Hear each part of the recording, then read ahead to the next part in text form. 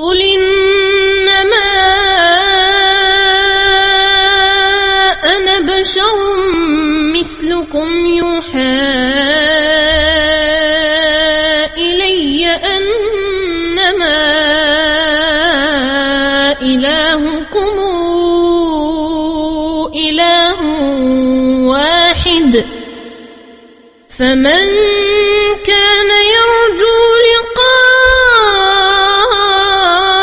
ربه فليعمل عملا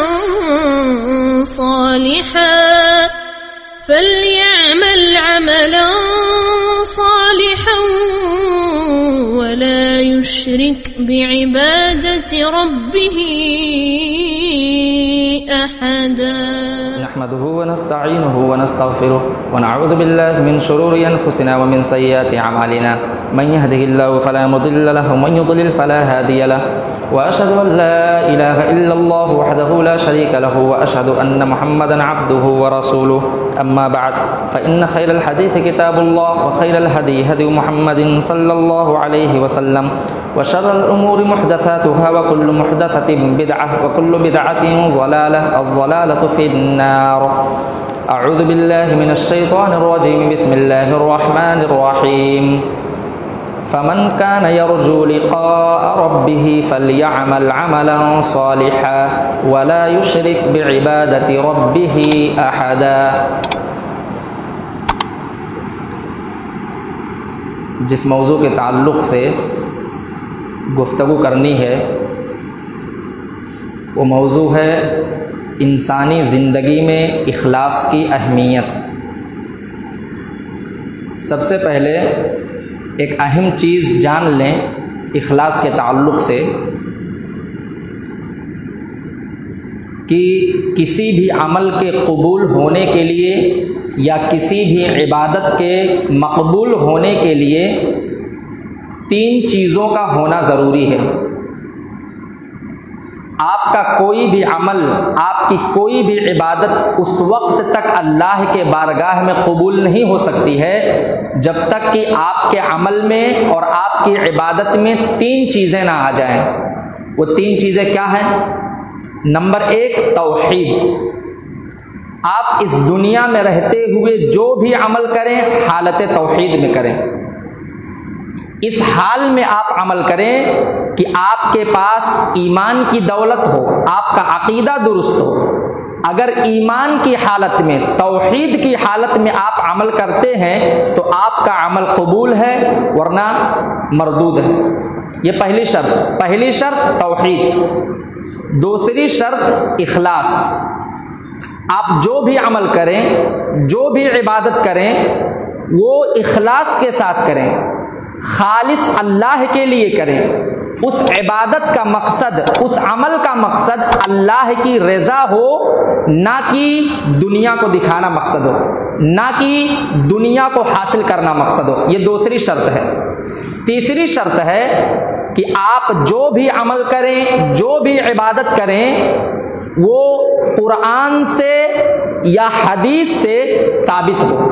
اگر آپ کا عمل قرآن سے یا حدیث سے ثابت ہے تو آپ کا عمل قبول ہے. لیکن اگر آپ کا وہ عمل، آپ کی وہ عبادت قرآن کے خلاف ہے یا حدیث کے خلاف ہے تو آپ کی وہ عبادت، آپ کا وہ عمل اللہ کی بارگاہ میں قابل قبول نہیں ہے. تو یہ 3 شرط ہیں کسی بھی عبادت کے قبول ہونے کے لیے یا کسی بھی عمل کے قبول ہونے کے لیے. نمبر 1 توحید، نمبر 2 اخلاص، نمبر 3 آپ کی وہ عبادت، آپ کا وہ عمل کتاب اللہ سے یا سنت رسول اللہ سے ثابت ہو صلی اللہ علیہ وسلم. آئیے ایک دلیل دے دوں اس بات پر.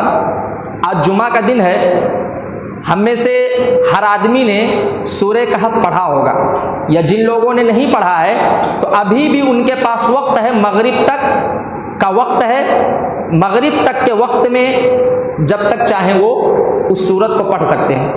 اس سورت کی آخری آیت ہے، اللہ نے ارشاد فرمایا فَمَنْ كَانَ يَرْجُو لِقَاءَ رَبِّهِ فَلْيَعْمَلْ عَمَلًا صَالِحًا.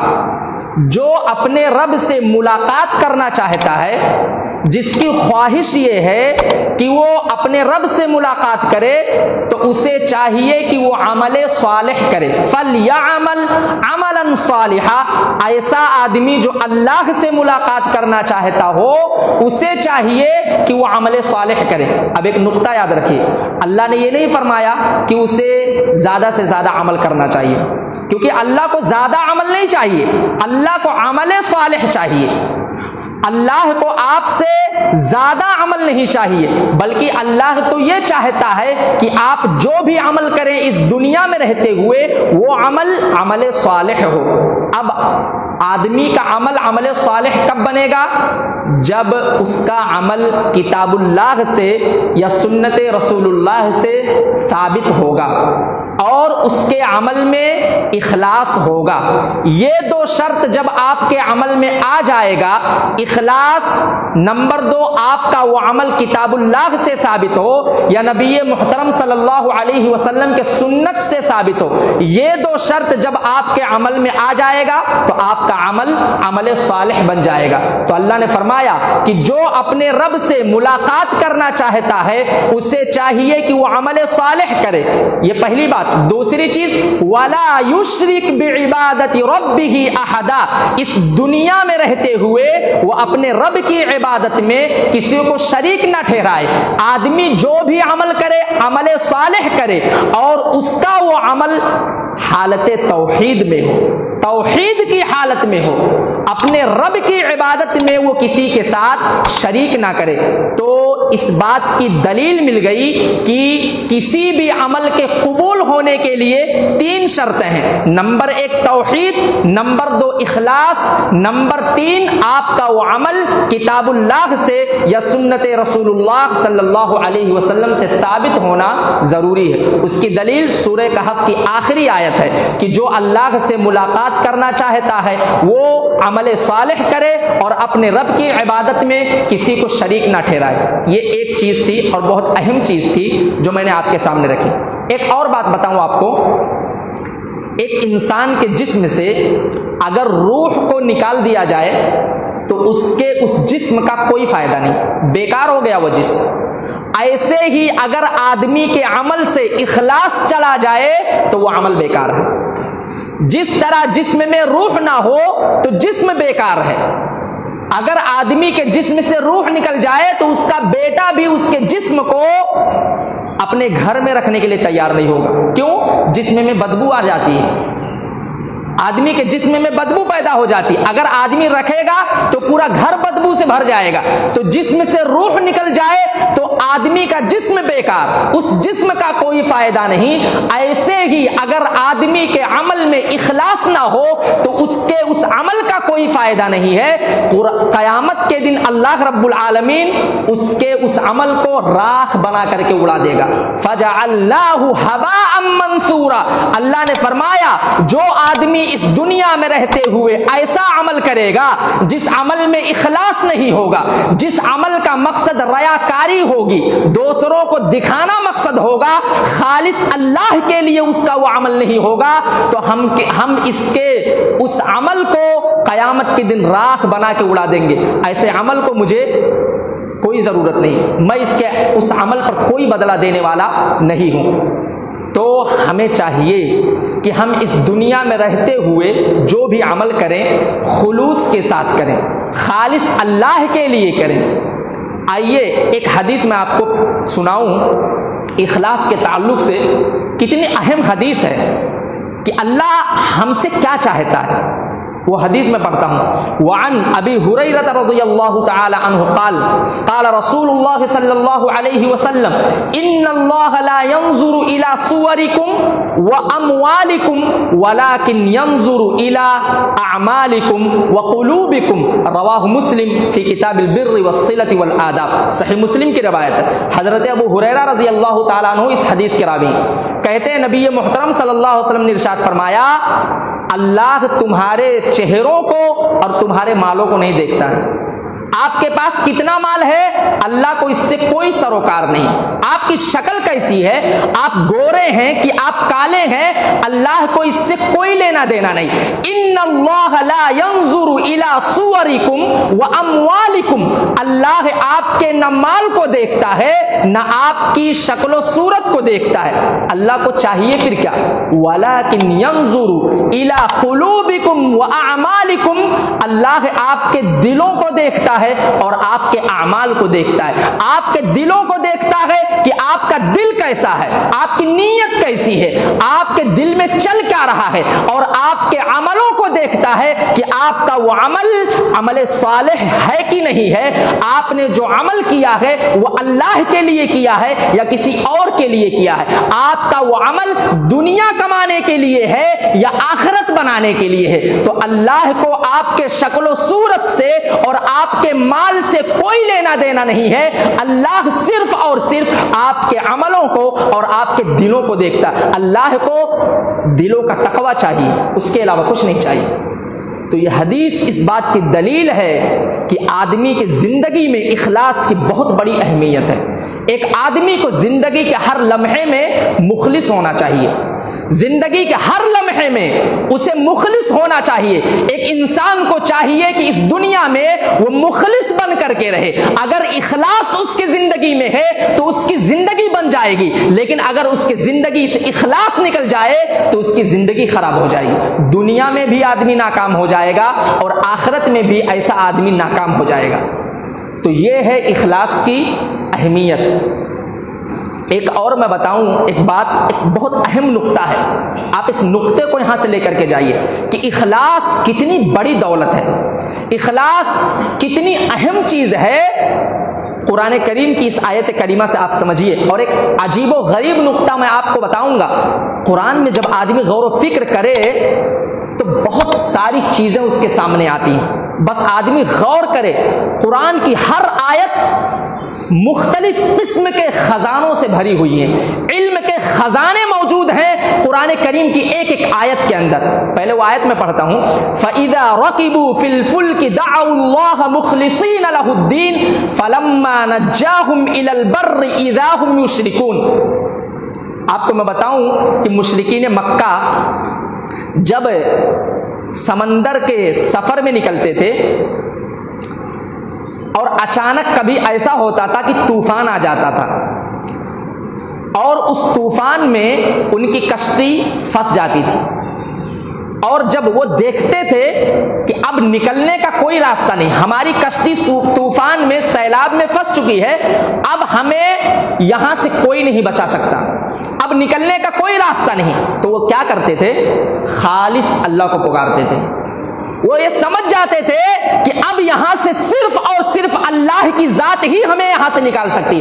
وہ اپنے سارے معبودوں کو بھول جاتے تھے ایسے وقت میں جب ان کی کشتی طوفان کے اندر، سیلاب کے اندر، سمندر کے موجوں میں جب ان کی کشتیاں پھنس جاتی تھی، تو ایسے وقت میں وہ اپنے سارے معبودوں کو بھول کر کے خالص اللہ کو پکارتے تھے، اخلاص کے ساتھ اللہ کو پکارتے تھے۔ اللہ نے فرمایا فَإِذَا رَكِبُوا فِي الْفُلْكِ دَعَوُا اللَّهَ مُخْلِصِينَ لَهُ الدِّينَ۔ کفار مکہ کی کشتیاں جب سمندر میں پھنس جایا کرتی تھی تو وہ اللہ کو اخلاص کے ساتھ پکارتے تھے، دعوا اللہ مخلصین، اخلاص کے ساتھ وہ اللہ سے دعا کرتے تھے کہ اے اللہ اگر تو نے ہمیں یہاں سے بچا لیا تو اب ہم صرف اور صرف تیری عبادت کریں گے۔ جبکہ اللہ کو معلوم ہے، اللہ کے پاس اس بات کا علم ہے کہ یہاں سے جانے کے بعد بھی یہ میرے ساتھ شرک کرنے والے ہیں، لیکن اللہ کیا کرتا تھا؟ جب وہ اللہ کو اخلاص کے ساتھ پکارتے تھے تو اللہ رب العالمین ان کو اس مصیبت سے نکال دیتا تھا۔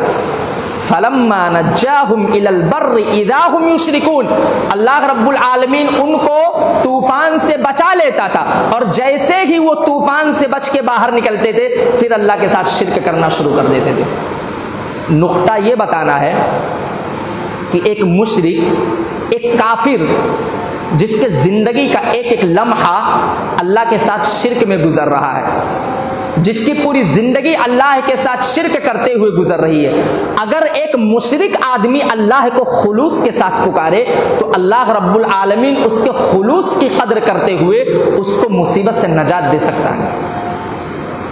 ایک مشرک، ایک کافر بھی اگر اللہ کو اخلاص کے ساتھ پکارے تو اللہ اسے بھی نجات دے دیتا، اللہ اس مشرک کی بات بھی سن لیتا ہے۔ تو ایک مومن آدمی، ایک موحد آدمی اگر اللہ سے اخلاص کے ساتھ دعا کرے تو اللہ اس کی دعا کو کیوں نہیں سنے گا؟ اللہ اس کی دعا کو کیوں نہیں قبول کرے گا؟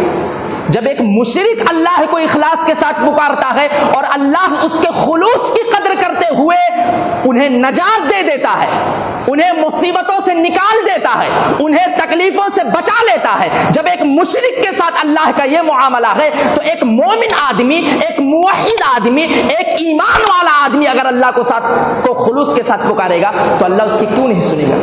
بس شرط ہے اللہ کو پکار کر تو دیکھو، اللہ سے مانگ کر تو دیکھو، اخلاص کے ساتھ اللہ سے سوال تو کرو، اللہ آپ کی بھی سنے گا۔ لیکن معاملہ یہ ہے کہ ہمیں معلوم ہی نہیں کہ اللہ کو پکارا کیسے جائے، اللہ سے مانگا کیسا جائے۔ دنیا میں آدمی کسی سے مانگنے جاتا ہے تو اس کی جھوٹی تعریف بھی اس کے منہ پہ کرتا ہے، یہ معاملہ ہے۔ آدمی کسی سے سوال کرنے جائے تو جھوٹی تعریف بھی اس کے منہ پر کرتا ہے تاکہ میری تعریف سے خوش ہو کر کے وہ مجھے دے دے، مجھے یہاں سے بھگائے مت۔ یہ دنیا کا معاملہ ہے۔ اور جو اللہ خالق کائنات ہے، جو پوری دنیا کا خالق ہے، جب اس کو پکارنے کی بات آتی ہے تو آدمی جیسے چاہتا ویسے پکارتا ہے، آدمی جیسے چاہتا ویسے مانگتا ہے۔ اللہ سے مانگنے کے بھی کچھ آداب ہیں، ان آداب کو سامنے رکھتے ہوئے آدمی اللہ سے مانگے تو صحیح، اللہ ہر چیز دینے کے لیے تیار ہے۔ تو اخلاص کی اتنی بڑی اہمیت ہے کہ ایک مشرک بھی اگر اللہ کو خلوص کے ساتھ پکارے تو اللہ اس کے خلوص کی بھی قدر کرتا ہے۔ یہ ہے اخلاص کا مقام۔ ایک اور حدیث میں آپ کے سامنے پیش کرتا ہوں اخلاص کے تعلق سے، بہت مشہور حدیث ہے، ہر آدمی سنتا ہے، لیکن معاملہ یہ ہے کہ آدمی سن تو لیتا ہے مگر غور نہیں کرتا۔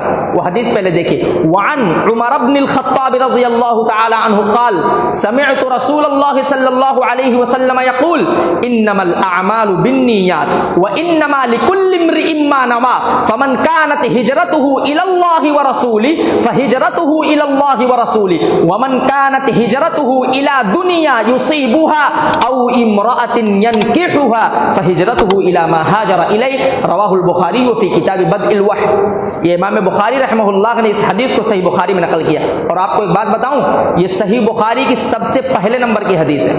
آپ صحیح بخاری کو جب پلٹیں گے تو سب سے پہلی حدیث یہی ملے گی آپ کو، پہلے نمبر کی حدیث ہے انما الاعمال بالنیات۔ حضرت عمر بن خطاب کہتے ہیں میں نے جناب محمد رسول اللہ صلی اللہ علیہ وسلم کو فرماتے ہوئے سنا کہ تمام عملوں کا دار و مدار نیت پر ہے، جیسی نیت ہوگی ویسے اجر ملے گا۔ نیت درست ہوگی تو اجر درست ملے گا، نیت خراب ہوگی تو اجر بھی خراب ملے گا۔ انما الاعمال بالنیات، تمام اعمال کا دار و مدار نیت پر۔ آدمی کی نیت درست ہونی چاہیے، نیت درست ہے تو آدمی کا عمل قابل قبول ہے۔ اگر نیت میں فساد ہے، نیت میں خرابی ہے تو آدمی کا عمل ناقابل قبول ہے، مردود ہے آدمی کا عمل۔ اللہ کو ایسے عملوں کی کوئی ضرورت نہیں ہے جس عمل میں اخلاص نہ ہو۔ تو انما الاعمال بالنیات، تمام اعمال کا دار و مدار نیت پر ہے۔ اور ایک نقطہ یہاں سے لے کر کے جائیے، یہ صحیح بخاری کی پہلے نمبر کی حدیث ہے۔ اب آپ غور کیجئے کہ حدیثیں تو بہت ساری تھیں، امام بخاری رحمہ اللہ نے اس حدیث کو پہلے نمبر پر کیوں رکھا؟ دوسری حدیثوں کو پہلے نمبر پہ کیوں نہیں رکھا؟ انما الاعمال بالنیات والی حدیث کو پہلے نمبر پر کیوں رکھا؟ جانتے ہیں کیوں؟ امام بخاری رحمہ اللہ اس حدیث کو پہلے نمبر پر لکھ کر اپنے آپ کو یہ نصیحت کرنا چاہتے ہیں کہ اے بخاری، تو حدیث کی یہ جو کتاب لکھ رہا ہے، اس کتاب کو لکھنے سے پہلے اپنی نیت درست کر لینا۔ امام بخاری رحمہ اللہ اس حدیث کے ذریعے سے سب سے پہلے اپنے آپ کو یہ پیغام دے رہے ہیں کہ یہ جو حدیث کی کتاب تم لکھ رہے ہو، اس کتاب کو لکھنے سے پہلے اپنی نیت درست کر لو، نیت کی درستگی کے ساتھ اس کتاب کو لکھو۔ تمہاری نیت میں اس کتاب کو لکھنے کا مقصد یہ ہونا چاہیے تاکہ جناب محمد رسول اللہ صلی اللہ علیہ وسلم کے احادیث کی حفاظت ہو، نہ کہ یہ مقصد ہو کہ اس کتاب کے ذریعے سے میں نام کماؤں، اس کتاب کو میں لکھوں تاکہ بعد میں آنے والے لوگ میری تعریف کریں، میرے بارے میں اچھی باتیں لوگوں کے سامنے کریں۔ تو امام بخاری رحمہ اللہ اپنے آپ کو یہ پیغام دے رہے ہیں کہ اس کتاب کو لکھنے سے پہلے نیت درست کر لو۔ یہی وجہ ہے امام بخاری رحمہ اللہ کو اللہ نے اتنا بڑا مقام دیا کہ تمام علماء کا یہ متفق علیہ فیصلہ ہے کہ قرآن مجید کے بعد اس روئے زمین کی سب سے صحیح کتاب صحیح البخاری۔ آپ غور کیجئے کہ امام بخاری رحمہ اللہ کی نیت کتنی خالص تھی اس کتاب کو لکھنے کے وقت۔ نیت خالص تھی، اللہ کی رضا کے لیے کتاب لکھا تو اللہ نے اتنا بڑا مقام دے دیا کہ تمام کے تمام علماء کا یہ متفق علیہ فیصلہ ہے اصح الکتاب بعد کتاب اللہ صحیح البخاری۔ اس روئے زمین پر قرآن مجید کے بعد سب سے زیادہ صحیح کتاب کوئی ہے تو وہ صحیح البخاری ہے۔ دنیا کا کوئی بھی آدمی اگر صحیح بخاری کے احادیث میں شک کرے تو ایسا آدمی اس مسلمان نہیں ہو سکتا، اس کا ایمان مکمل نہیں ہے، اسے اپنے ایمان پر نظر ثانی کرنی چاہیے۔ صحیح بخاری کی ساری احادیث صحیح ہیں اور قرآن مجید کے بعد سب سے زیادہ صحیح ترین کتاب ہے یہ مقام دیا اللہ نے ان کو ان کی نیت کے اندر اخلاص ہونے کی وجہ سے۔ پہلا پیغام تو یہ دینا چاہتے ہیں اپنے آپ کو، اور دوسرا پیغام یہ دینا چاہتے ہیں کہ اے صحیح بخاری کو پڑھانے والوں، اس کتاب کو پڑھانے سے پہلے اپنی نیت درست کر لینا۔ اس کتاب کو پڑھانے سے پہلے اپنی نیت درست کر لینا، نیت درست کرنے کے بعد ہی اس کتاب کا درس دینا، اس کتاب کو پڑھانا۔ اور تیسرا پیغام یہ دینا چاہتے ہیں کہ اے بخاری پڑھنے والوں، میری اس کتاب کو پڑھنے سے پہلے اپنی نیت میں اخلاص پیدا کر لینا۔ اس کتاب کو پڑھنے کا مقصد یہ نہیں ہونا چاہیے کہ اس کے ذریعے سے میں نام کماؤں، اس کتاب کو پڑھنے کا مقصد یا پڑھانے کا مقصد یہ نہیں ہونا چاہیے کہ لوگ میری واہ واہی کریں، اس کتاب کو پڑھنے اور پڑھانے کا مقصد یہ نہیں ہونا چاہیے کہ میں اس کے ذریعے سے مال کماؤں، دنیا کماؤں۔ اس کتاب کو پڑھنے اور پڑھانے سے پہلے اپنی نیت کو درست کر لینا، اس کا مقصد اللہ کی رضا ہونی چاہیے۔ تو تمام اعمال کا دار و مدار نیت پر ہے۔ وَإِنَّمَا لِكُلِّ امْرِئٍ مَّا نَوَىٰ، جیسی نیت ہوگی ویسا اجر ملے گا۔ فَمَنْ كَانَتْ هِجْرَتُهُ إِلَىٰ دُنْيَا فَمَنْ كَانَتْ هِجْرَتُهُ إِلَى اللَّهِ وَرَسُولِهِ فَهِجْرَتُهُ إِلَى اللَّهِ وَرَسُولِهِ، جو آدمی اللہ اور اس کے رسول کے لیے ہجرت کرے گا تو اس کو اللہ اور اس کے رسول کے لیے ہجرت کرنے کا ثواب ملے گا۔ لیکن جو آدمی ہجرت دنیا کمانے کے لیے کرے گا یا کسی عورت سے شادی کرنے کے لیے کرے گا تو اس کو اجر اسی اعتبار سے ہی ملے گا۔ آخر کا جو جملہ ہے کہ جو آدمی اللہ اور اس کے رسول کے لیے ہجرت کرے گا اس کو اللہ اور اس کے رسول کے لیے ہجرت کرنے کا ثواب ملے گا، اور جو آدمی دنیا کمانے کے لیے یا کسی عورت سے شادی کرنے کے لیے ہجرت کرے گا تو اس کو اسی اعتبار سے ثواب ملے گا۔ یہاں پر ایک بات جان لیں تاکہ حدیث کا آخری جملہ آپ کو سمجھ میں آ جائے۔ ایک آدمی تھا، تمام مسلمانوں نے مکہ سے مدینہ ہجرت اس لیے کی تھی کیونکہ اللہ نے اور اس کے رسول نے ہجرت کرنے کا حکم دیا تھا، لیکن ایک آدمی ایسا تھا جس نے مکہ سے مدینہ ہجرت کی تھی ایک عورت سے نکاح کرنے کے لیے جس کا نام ام قیس تھا۔ تمام لوگوں نے ہجرت کی اللہ اور اس کے رسول کی بات مان کر کے، لیکن اس میں ایک آدمی ایسا تھا جس نے مدینہ میں ایک عورت کے ساتھ نکاح کرنے کے لیے ہجرت کی تھی جس کا نام ام قیس تھا۔ اسی بات پر یہ کہا گیا کہ جس کی ہجرت دنیا کے لیے ہوگی تو اس کو صرف دنیا ہی ملے گا، آخرت میں اس کو اس کا بدلہ نہیں ملے گا، یا جس کی ہجرت کسی عورت سے شادی کرنے کے لیے ہوگی تو اس کو بدلے میں وہی عورت ملے گی، دنیا ہی ملے گا، آخرت میں اس کا ثواب اسے ملنے والا نہیں ہے۔ تو یہ ہے اخلاص کی اہمیت انسانی زندگی میں۔ ایک اور بات بتاؤں میں آپ کو، اور یہ بہت اہم چیز ہے، ہم لوگ اخلاص کا مطلب نہیں سمجھ پائے آج تک۔ اخلاص کہتے کسے؟ اخلاص کو سمجھنا ہے تو یہ عبداللہ ابن مبارک رحمہ اللہ کا یہ قول سنیے۔ قول کیا ہے؟ عبداللہ ابن مبارک رحمہ اللہ نے فرمایا رب عمل صغیر تعظمہ النیہ ورب عمل کبیر تصغرہ النیہ۔ ترجمہ کیا ہے کہ کبھی کبھار ایسا ہوتا ہے آدمی بہت چھوٹا عمل کرتا ہے، بہت ہی چھوٹا عمل کرتا ہے، لیکن اس کی نیت اتنی خالص ہوتی ہے، اس کے نیت کے خالص ہونے کی وجہ سے اللہ رب العالمین اس کے اس چھوٹے عمل کو بہت بڑا بنا دیتا ہے۔ رب عمل صغیر تعظمہ النیہ، آدمی بہت چھوٹا عمل کرتا ہے لیکن اس کی نیت اس کو بہت بڑا بنا دیتی ہے۔ ورب عمل کبیر تصغرہ النیہ، اور کبھی کبھار ایسا ہوتا ہے آدمی بہت بڑا عمل کرتا ہے مگر اس کی نیت چونکہ خالص نہیں ہوتی ہے، اس کی وجہ سے اس کی نیت اس کے اس بڑے عمل کو بہت چھوٹا بنا دیتی ہے۔ اب اس قول کو سمجھنا ہے تو یہ حدیث دیکھ لیجئے۔ قول کیا ہے؟ کبھی کبھار چھوٹے سے عمل کو اس کی نیت اسے بہت بڑا بنا دیتی، اور بڑے سے بڑے عمل کو نیت بہت چھوٹا بنا دیتی۔ اس کو سمجھنے کے لیے یہ حدیث دیکھیے۔ وعن عدی بن ابی حاتم رضی اللہ تعالی عنہ قال سمعت رسول اللہ صلی اللہ علیہ وسلم یقول اتقوا النار ولو بشق تمرۃ، رواہ البخاری فی کتاب الرقاق۔ نبی محترم صلی اللہ علیہ وسلم نے ارشاد فرمایا کہ جہنم سے بچو چاہے کھجور کا ایک چھوٹا سا ٹکڑا ہی کیوں نہ اللہ کے راستے میں خرچ کرنا پڑے۔ اگر ایک چھوٹے سے ٹکڑے سے بھی جہنم کی آگ سے بچ سکو تو بچنے کی کوشش کرو۔ اتقوا النار، جہنم سے بچو، جہنم سے بچنے کی کوشش کرو، چاہے کھجور کا ایک چھوٹا سا ٹکڑا ہی کیوں نہ ہو۔ ایک چھوٹے سے ٹکڑے کے ذریعے سے بھی اگر آپ جہنم سے بچ سکتے ہو تو بچ جاؤ۔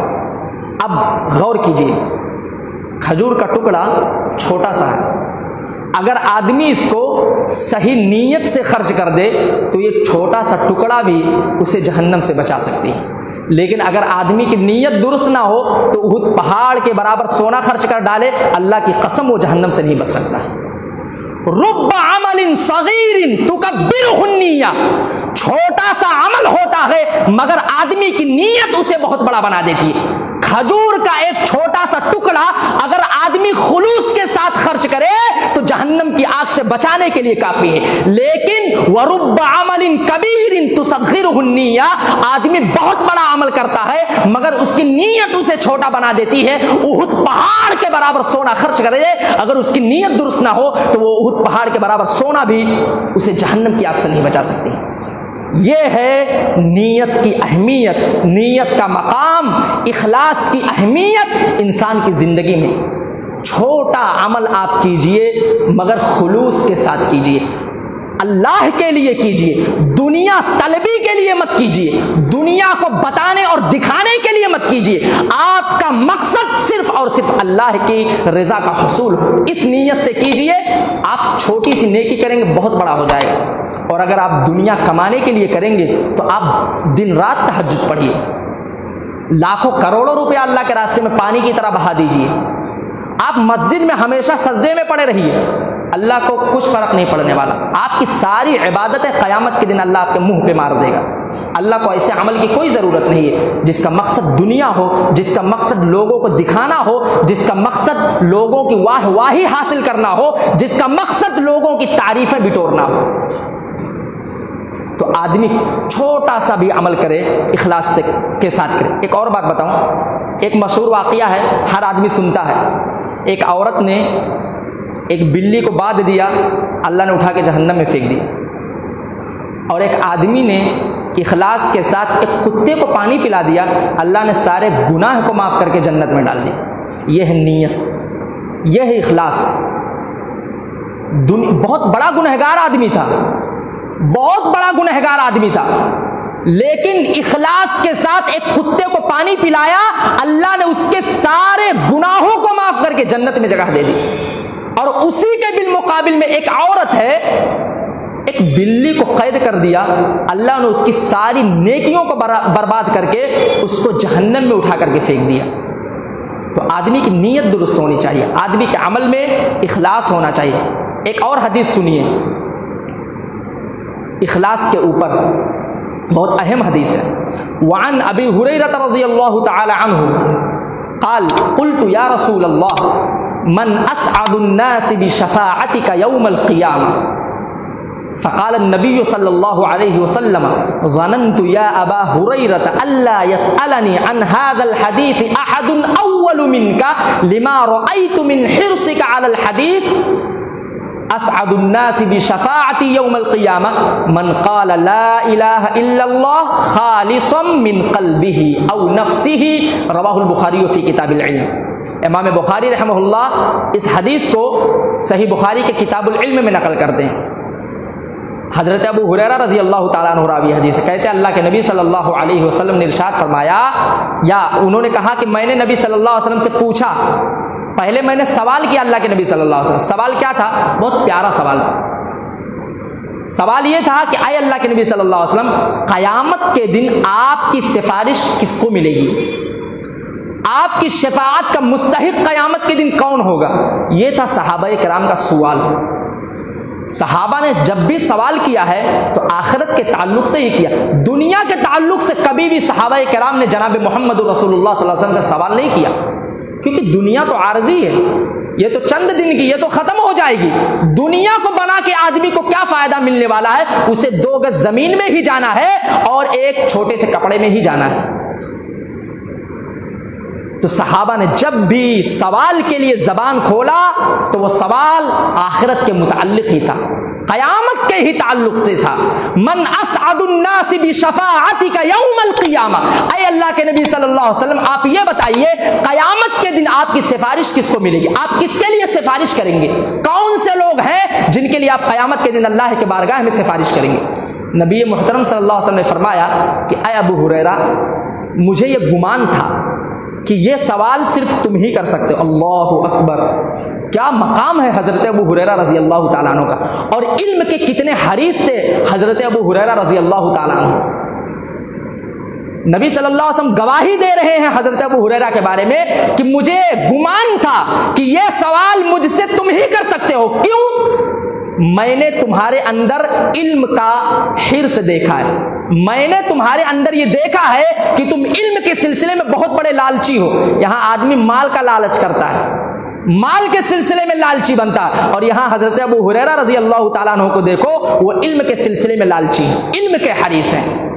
نبی محترم صلی اللہ علیہ وسلم نے فرمایا کہ تمہارے علم کا جو لالچ ہے اس کی بنیاد پر مجھے یہ گمان تھا کہ یہ سوال تم ہی مجھ سے پوچھ سکتے ہو۔ پھر نبی صلی اللہ علیہ وسلم نے جواب دیا، کہا قیامت کے دن میری سفارش اسے ملے گی جس نے دنیا میں اخلاص کے ساتھ لا الہ الا اللہ کہا ہوگا۔ اگر لا الہ الا اللہ کہنے کے وقت اس کے دل میں اخلاص رہا ہوگا تو میری سفارش اسے مل جائے گی، لیکن اگر اس نے اخلاص کے ساتھ لا الہ الا اللہ کی گواہی نہیں دی ہوگی تو میری سفارش ایسے آدمی کو نہیں مل سکتی۔ پتہ یہ چلا کہ قیامت کے دن نبی صلی اللہ علیہ وسلم کی شفاعت کا حقدار اہل توحید ہی ہو سکتا ہے، ایک موحد ہی ہو سکتا ہے۔ دنیا سے شرک کر کے جانے والا، چاہے وہ ذرہ برابر بھی شرک کر کے اس دنیا سے اگر گیا ہوگا تو اللہ کے نبی صلی اللہ علیہ وسلم کی سفارش قیامت کے دن اسے نہیں مل سکتی۔ قیامت کے دن میری سفارش اسے ملے گی جس نے دنیا میں اخلاص کے ساتھ لا الہ الا اللہ کی گواہی دی ہوگی۔ اب ظاہر سی بات ہے جس نے لا الہ الا اللہ کی گواہی اخلاص کے ساتھ دی ہوگی تو وہ نماز کی بھی ادائیگی کیا ہوگا، زکوٰۃ کی بھی ادائیگی کیا ہوگا، حج کی بھی ادائیگی کیا ہوگا، روزے کی بھی ادائیگی کیا ہوگا، اللہ کے اوامر کو بجایا ہوگا، اور اللہ نے جس چیز سے روکا تھا اس سے وہ رکا رہا ہوگا۔ اگر آدمی اخلاص کے ساتھ لا الہ الا اللہ کی گواہی دے تو وہ اللہ کی فرما برداری ہمیشہ کرے۔ تو یہ حدیث بھی اس بات پر دلیل ہے کہ آدمی کی زندگی میں اخلاص کی بہت بڑی اہمیت ہے۔ عمل اسی وقت قابل قبول ہے جب آدمی کے عمل میں اخلاص ہو۔ اخلاص کے بغیر آدمی کی پوری زندگی ناقص اور ادھوری ہے۔ آدمی کی زندگی کا کوئی فائدہ نہیں اگر اس کی زندگی میں اخلاص نہ ہو، اس کی دنیا بھی برباد ہے اور اس کی آخرت بھی برباد ہے۔ آدمی کے اندر اخلاص ہو، ایک مثال دوں، ایک وکیل کے اندر اگر اخلاص آ جائے تو کبھی بھی وہ کسی کے ساتھ بے انصافی نہ ہونے دے۔ ایک جج کے دل میں اگر اخلاص پیدا ہو جائے تو فیصلہ سناتے وقت ہمیشہ وہ انصاف کو سامنے رکھے گا۔ ایک باپ کے دل میں اگر اخلاص ہو جائے تو اپنے بیٹوں کے تعلق سے وہ کبھی کوتاہی نہیں کرے گا، ان کے حقوق کی حق تلفی نہیں کرے گا۔ ایک بیٹے کے اندر اگر اخلاص آ جائے تو وہ اپنے باپ کا ہمیشہ خیال رکھے گا۔ ایک بیوی کے اندر اگر اخلاص آ جائے تو وہ ہمیشہ زندگی بھر مرتے دم تک اپنے شوہر کی وفادار بن کر رہے گی، اور ایک شوہر کے اندر اگر اخلاص آ جائے تو وہ ہمیشہ اپنے بیوی کا خدمت گزار رہے گا۔ ایک استاذ کے اندر اگر اخلاص آ جائے تو وہ اپنے اسٹوڈنٹ کی زندگی نہیں خراب ہونے دے گا، اور اگر ایک طالب علم کے زندگی میں اخلاص آ جائے تو وہ اپنے استاذ کی کبھی نافرمانی اور اس کی بے حرمتی نہیں کرے گا۔ ایک عالم کے اندر اگر اخلاص آ جائے تو وہ ہمیشہ امت کو گمراہی سے بچانے کی فکر میں رہے گا. اس کا مقصد ہمیشہ یہ رہے گا کہ کیسے میں لوگوں کو گمراہی سے نکال کر کے سیدھے راستے پر لے آؤں. ایک خطیب کے اندر اگر اخلاص آ جائے تو وہ کبھی بھی ممبر کو بیجا چیزوں میں استعمال نہیں کرے گا. وہ ہمیشہ ممبر سے بولے گا تو قال اللہ یا قال رسول کی ہی صدا بلند کرے گا. ممبر سے جو بھی وہ بولے گا وہ یا تو اللہ کی بات بولے گا یا جناب محمد رسول اللہ صلی اللہ علیہ وسلم کی بات بولے گا. تو یہ ہے اخلاص. انسان کی زندگی کے ایک ایک لمحے میں اخلاص ہونا چاہیے, کیونکہ یہ اخلاص ہی وہ دولت ہے جو ہمیشہ اس کو ہر قسم کے برائیوں سے روکے گی اور ہمیشہ اس کو نیکیوں کے راستے پر چلائے گی. آخری بات بتا کے بات ختم کروں گا.